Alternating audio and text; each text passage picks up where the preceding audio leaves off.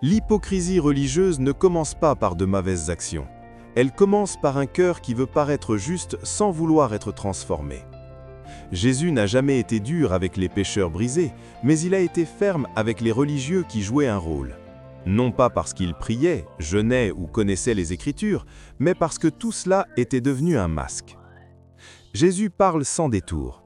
Ce peuple m'honore des lèvres, mais son cœur est éloigné de moi. L'hypocrite religieux fait beaucoup de choses pour Dieu, mais marche peu avec Dieu. Il parle de sainteté, mais refuse la repentance. Il corrige les autres, mais ne se laisse pas corriger. Il connaît la Bible, mais fuit la lumière qu'elle expose sur sa propre vie. Dans les évangiles, Jésus dénonce ceux qui nettoient l'extérieur de la coupe pendant que l'intérieur reste plein d'orgueil, de convoitise et de dureté. Ce contraste est fondamental.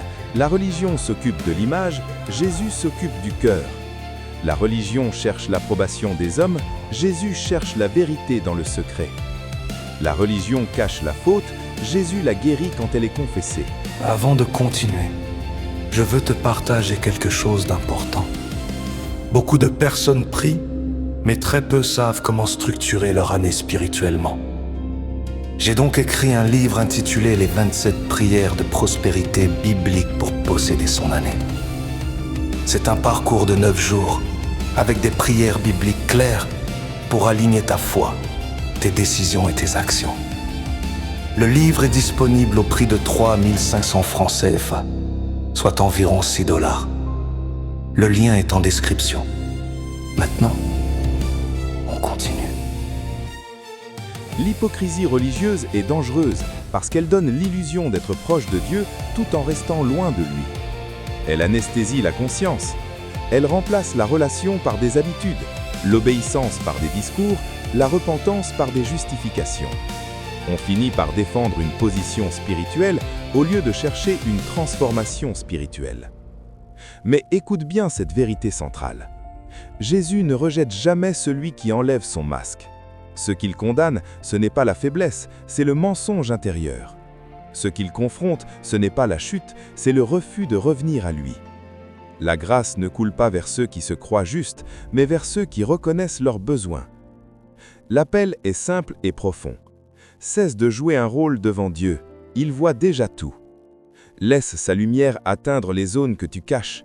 La vraie foi ne consiste pas à paraître spirituel, mais à dépendre réellement de Jésus. La repentance n'est pas une humiliation, c'est une porte vers la restauration. Et la sincérité attire toujours la grâce. Aujourd'hui, la Bible ne te condamne pas, elle t'invite. Elle ne te demande pas d'être parfait, elle t'appelle à être vrai. Reviens à Jésus, non pas avec une façade religieuse, mais avec un cœur honnête. C'est là que commence la liberté.